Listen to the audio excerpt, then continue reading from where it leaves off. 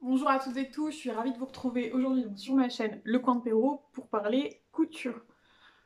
Avant, comme à chaque fois, je tiens à vous remercier pour vos abonnements, vos likes, le nombre de vues sur la dernière vidéo est complètement hallucinant pour moi, donc merci beaucoup. Si ce que je vous propose vous plaît, surtout n'hésitez pas à vous abonner et puis à visionner mes vidéos. Donc aujourd'hui on se retrouve pour une vidéo où je vais vous présenter ce que j'ai cousu au cours du mois de février. Alors le mois est pas tout à fait fini, mais je vais pas avoir une production de folie.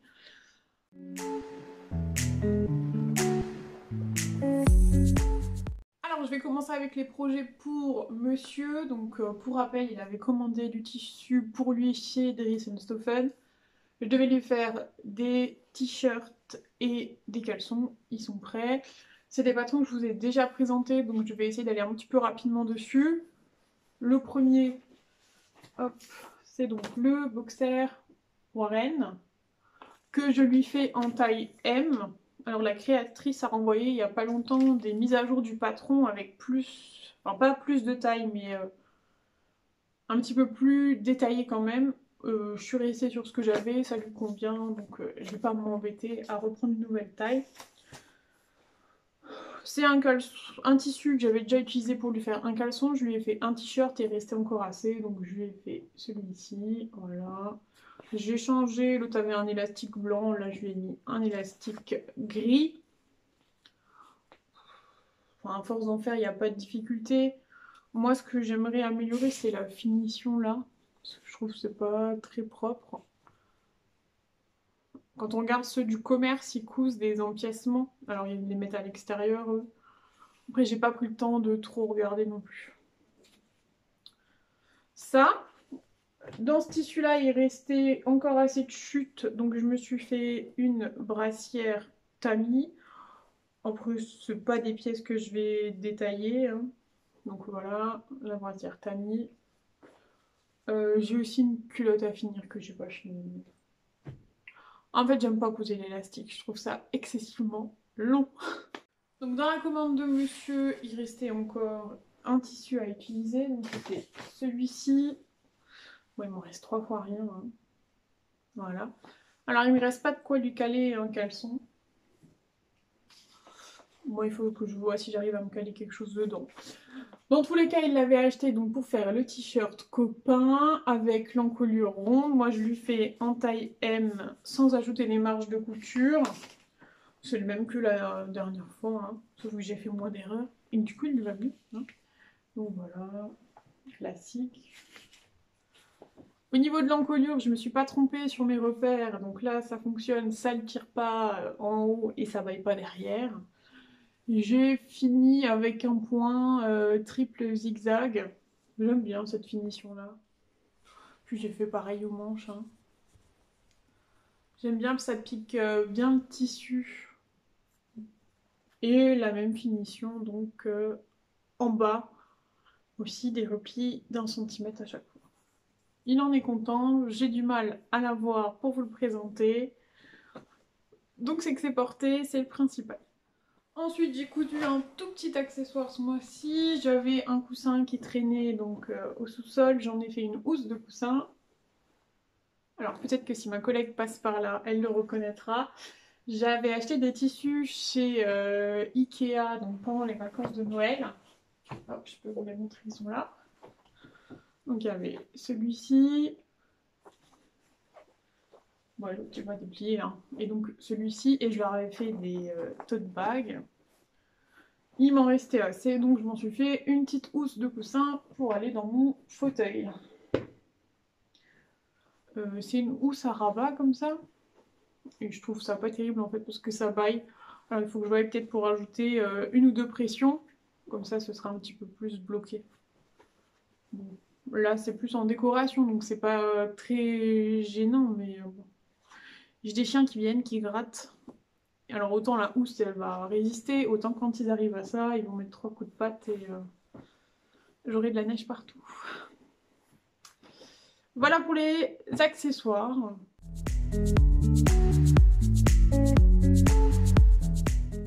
Alors Mes heures perdues, je tricote aussi un peu. J'ai commencé avec le kit Chouette Kit. Ouais, non, de chez Chouette Kit, enfin bref, voilà. Un kit tricot pour débutants, donc on apprend à faire du point mousse, après on apprend à faire du point jersey, du point de riz, et on termine avec les augmentations et les diminutions. Vous avez 4 pelotes, une paire d'aiguilles circulaires en taille 7 mm, ce qui permet de s'entraîner à faire tous ces points. Ensuite, j'avais acheté leur kit pour faire le bonnet, donc je l'ai fait. Kit pour faire les chaussettes, ça j'ai pas fait encore. Et j'avais décidé de me lancer un petit peu dans un châle. C'est ce que j'ai fait, donc on va pas se mentir, hein. Au départ on n'achète pas de la laine à 26 ou 28 euros les chevaux. J'ai acheté de la Drops Snow, donc ils mettent 100% laine. J'ai pris en noir et le but c'était de faire... bon, c'était un patron du site Drops, c'est ici. Alors c'est que du jersey, hein. Après je dois avoir un problème de tension parce qu'on voit toujours plus un côté du V que de l'autre. Il me reste encore les... Voilà, ça c'est les jointures de bobine, c'est pareil, on ne sait pas comment faire pour que ça fasse propre. Enfin, et les fils de fin et de début à rentrer. Alors au bloc, enfin je l'ai mouillé, j'aurais peut-être pas dû parce que j'ai l'impression que la laine elle s'est quand même beaucoup abîmée avec l'eau. Bon, je débute alors bon voilà, je fais comme j'arrive. Ça m'a quand même appris à faire des choses, j'avais encore jamais fait de jetés. Et alors des jetés torse ou je sais pas, quelque chose pour éviter les trous. Quand on fait des jetés sur le rang en vert. Bon, je suis pas experte, hein. J'aime bien, j'ai pas eu encore l'occasion de le porter. Alors, faut bien sûr imaginer que les fils là ne sont pas là. Mais enfin, j'aime bien. Ça me donne envie d'en refaire un, peut-être dans une laine un peu plus fine.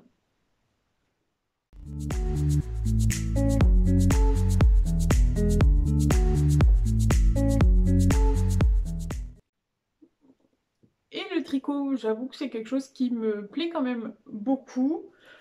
Donc j'ai pris la masterclass tricot de chez Artisan avec triple L de mag. J'ai fait mon petit échantillon, donc c'est toujours de la Drops, hein, ça c'est de la safran, voilà. Et il me reste plus qu'à attaquer le pull. Et il y a une youtubeuse, donc Alice Gerfo je crois si je ne me trompe pas, qui lance toutes les 2 semaines une vidéo où on tricote un pull en rond avec elle. Et donc j'ai commencé, maintenant pas le temps de faire les étapes, en fait toutes les 2 semaines il y a quand même beaucoup de temps, donc c'est pour ça que je me suis lancée entre les deux dans le projet donc Artisan. Voilà pour le tricot.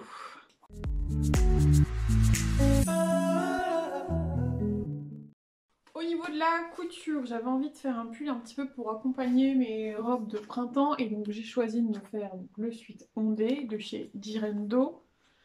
Au niveau du tableau des tailles, je rentrais dans le 44, donc c'est ce que j'ai pris. En plus, il n'y a pas de problème de tour de hanche vu qu'il s'arrête au niveau de la taille. Alors la réalisation en soi, j'en suis plutôt correcte. Je trouve que j'ai encore assez bien travaillé. Si ce n'est au niveau de l'encolure, des fois ça plisse un peu, je sais pas. Voilà. Là, là j'ai un décro... Enfin, bon, bref. Avec les petits poignets de manche. Puisque j'aime bien quand tu travailles le velours,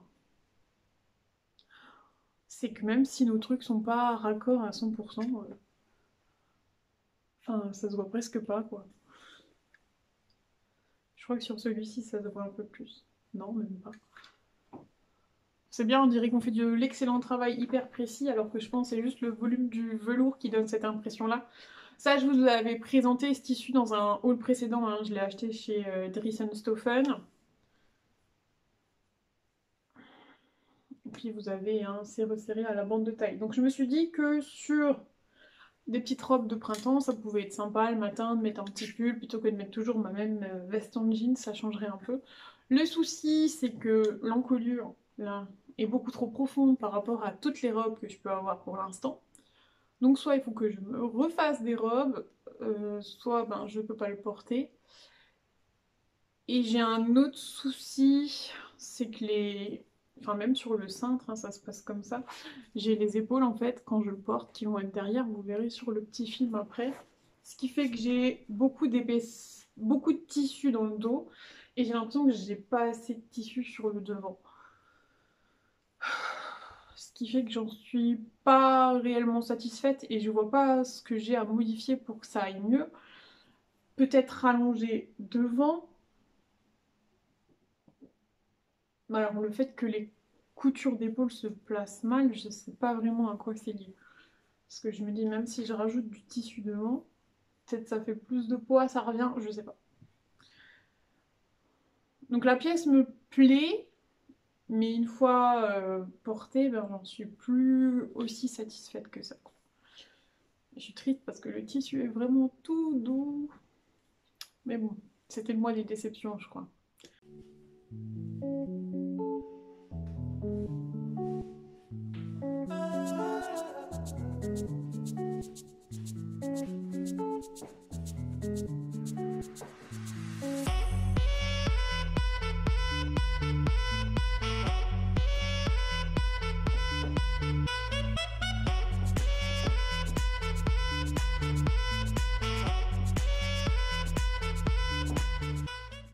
Donc on passe à la dernière pièce terminée. Il s'agit d'un t-shirt à manches longues.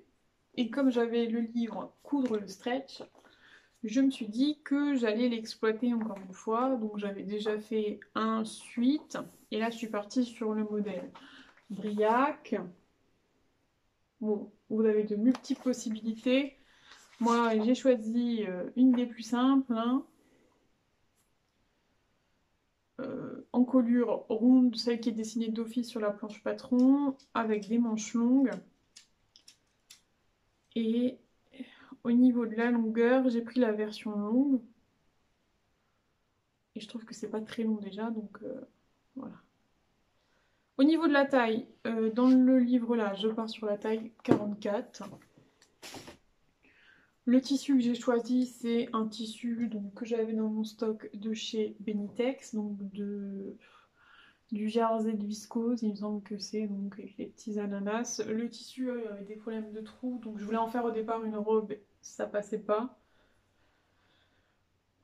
Alors comme ça il est beau, je le trouve très bien, très joli. Je trouve que j'ai bien travaillé, c'est pas là que se trouve le problème. Par contre, une fois passé, les épaules remontent, ce qui fait qu'on a des plis après ici, on est tout le temps obligé de tirer, de redescendre les manches.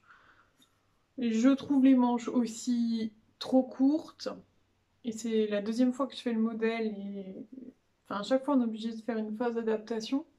Quand j'avais fait le suite raglan, j'étais obligée de rajouter 10 cm au total, et du coup je me demande si là il me manque à chaque fois 2 cm d'épaule plus 5 cm, on n'arrive pas loin des 10, hein. Sauf que sur un raglan c'est plus facile à modifier que sur une épaule, je sais pas comment faire, faudrait que je me renseigne. Ou alors, le problème vient pas des patrons, mais vient de mon tissu, parce qu'elle recommande, je crois, 40% d'élasticité. Et je suis pas sûre d'avoir les 40% là. Alors je me tape pour le prochain. Je sais pas si je le refais dans un jersey qui a plus d'élasticité, ou si je tente un autre modèle, parce qu'en fait des t-shirts à manches longues, on en a partout quoi.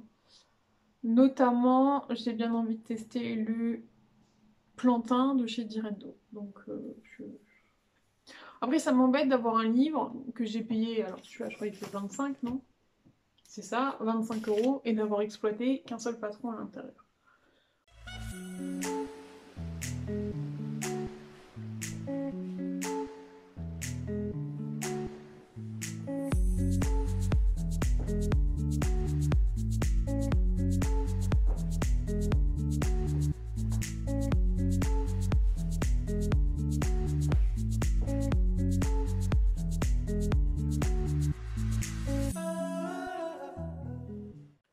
entamé pas mal de pièces ce mois-ci que je n'ai pas terminé. Notamment la chemise Évasion de chez les Bobines Pattern parce qu'ils ont lancé leur défi. Alors c'était un projet qui était prévu, j'avais déjà le patron, alors des poplines j'en ai donc j'avais de quoi tenter.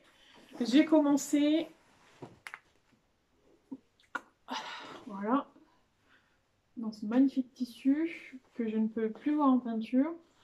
Alors quand je l'ai acheté, je l'ai acheté sur le net, je pensais que les broderies étaient beaucoup plus petites, ce n'est pas le cas. Pour faire la toile ce sera parfait. Alors ce que j'ai fait quoi? Une couture d'épaule, une couture de côté, les pinces devant et derrière, et ensuite on s'attaque aux fentes indéchirables. Voilà, ma première version que j'ai même pas pris, non je crois en plus c'est ma deuxième version, que j'ai même pas pris la peine de découdre encore. Et ensuite je me suis dit je vais quand même faire des pièces d'études parce que c'est difficile, entraîne-toi. Alors, ma première pièce d'étude avec 2 beaux plis ici. Ensuite, j'ai refait encore une fois et il y avait encore plus de plis. Donc j'ai dit, j'arrête avec leur tuto, je vais voir un autre tuto. Je suis allée voir celui de chez Munasu et je suis arrivée à un résultat qui est un peu plus correct. Mais j'avoue que ça m'a pas mal démoralisée et que j'ai préféré arrêter et passer à d'autres projets. Faudrait que je la reprenne, que je la termine, au moins pour valider la taille. Si j'ai pas envie d'en faire une tout de suite, bah, c'est pas grave, c'est tant pis pour le défi. Mais bon, je voudrais pas que ça traîne trop longtemps. Autre chose qui traîne, c'est mon gilet. Oui, le gilet que je dois faire depuis 6 mois. Donc, le modèle Burda Easy, donc celui-ci avec les liens à nouer autour de la taille. Tout est découpé, rien n'est assemblé. Je l'explique par la météo actuelle, enfin chez moi c'est rare, mais on a eu une semaine où il a fait presque 20 degrés tous les jours. Du coup ça ne donnait pas envie de coudre un gilet, donc je n'ai pas cousu de gilet. J'ai dit, je me suis laissée influencer parce que j'ai regardé la chaîne de Chute, la sorcière coud, et elle coud beaucoup de body, qui lui vont très bien, et j'ai eu envie de faire des bodys. Alors, j'ai choisi pour le patron Ayam Chantal, donc chez Ayam Pattern. Il est commencé, mais c'est pareil, il n'est pas fini. Donc c'est un jersey de chez Terry Stoffen de la collection de l'été passé. Alors tout le haut est fini, le haut j'en suis très contente. Mais le bas n'est pas fini. Parce que je n'ai pas déjà les pressions. Et que comme je n'ai pas les pressions, je ne sais pas comment je vais pouvoir finir ici, et que donc dans l'attente, je préfère attendre de voir. Du coup, c'est au point moi. Après, je me suis rendu compte que je pouvais peut-être me servir aussi de ce patron-là pour me faire mes t-shirts à manches longues. J'ai acheté les tissus pour faire les t-shirts à manches longues, mais c'est pareil, quand il fait 20 degrés, on n'a pas envie de coudre des t-shirts à manches longues. Bref. Voilà, j'ai fait un peu près le tour. J'ai un autre projet sur lequel je suis, mais normalement c'est la vidéo de la semaine prochaine, donc je vais pas vous spoiler ni tout vous annoncer directement. Écoutez, je vous remercie de m'avoir suivi jusqu'à présent. Si le contenu vous a plu, n'hésitez pas à vous abonner, à liker la vidéo. Je suis désolée, je pense qu'aujourd'hui j'étais un petit peu moins organisée que d'habitude. J'ai peut-être parlé plus vite aussi. Si vous avez des questions, n'hésitez pas à les poser en commentaire, j'essaierai d'y répondre. Sur ce, je vous souhaite à tous une très bonne semaine. Moi, je vais encore profiter de ma dernière semaine de vacances pour m'avancer au maximum dans mon travail. Et puis, on se retrouve la semaine prochaine. Allez, bye bye.